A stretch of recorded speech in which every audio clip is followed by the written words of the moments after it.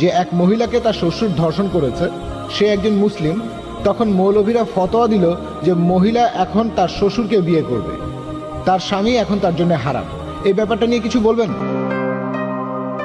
ভাই, এই ব্যাপারটা আসলে একটা গুরুত্বপূর্ণ ইস্যু মিডিয়ার কাছে। আর আপনারাও হয়তো জানেন যে কয়েক মাস আগে ইন্ডিয়াতে ইমরানা নামে একজন গৃহবধূ, তাকে তার শ্বশুর ধর্ষণ করেছিল।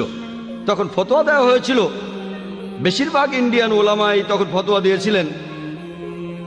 আর একটা দারুল উলুম ফতোয়া দিয়েছিল, যেহেতু মেয়েটাকে তার শ্বশুর ধর্ষণ করেছে, সে তার স্বামীর কাছে ফিরে যেতে পারবে না, সে স্বামীর জন্য হারাম হয়ে গেছে।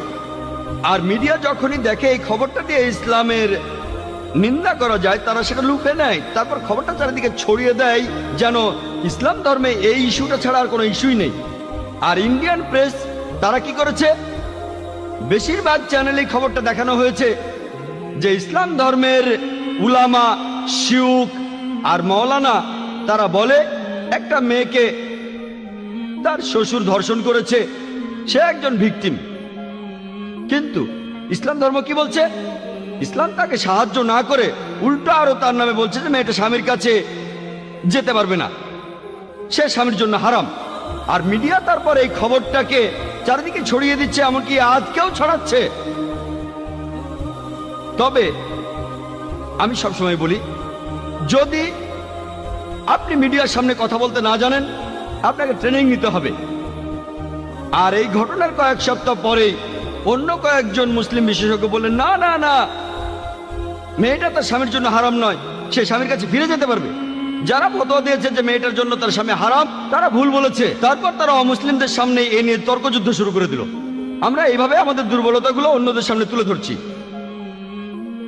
মজার ব্যাপারটা হচ্ছে, বিশেষজ্ঞদের এই দুটো দলই তাদের ফতোয়া দেওয়ার জন্য পবিত্র কোরআনের একই আয়াতের উদ্ধৃতি দিয়েছে। যারা ফতোয়া দিয়েছে যে মেয়েটা হারাম তার স্বামীর জন্য, তারা সূরা নিসার একটি আয়াতের উদ্ধৃতি দিয়েছে। সূরা নিসার 22 নম্বর আয়াতে বলা হয়েছে যে নারীদের মধ্যে তোমাদের পিতা যাদের নিকাহ করেছেন, তোমরা তাদেরকে নিকাহ করো না।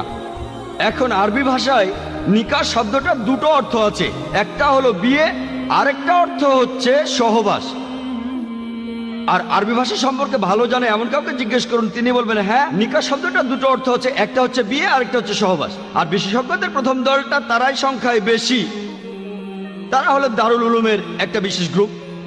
তারা নিকাহ শব্দটার অর্থ করেছেন সহবাস। তাহলে নিকাহ শব্দের অর্থ যদি ধরে নেন সহবাস, তাহলে কোরআনের এই আয়াত বলছে তোমরা সহবাস করতে পারবে না তোমাদের বোনের সাথে, তোমরা সহবাস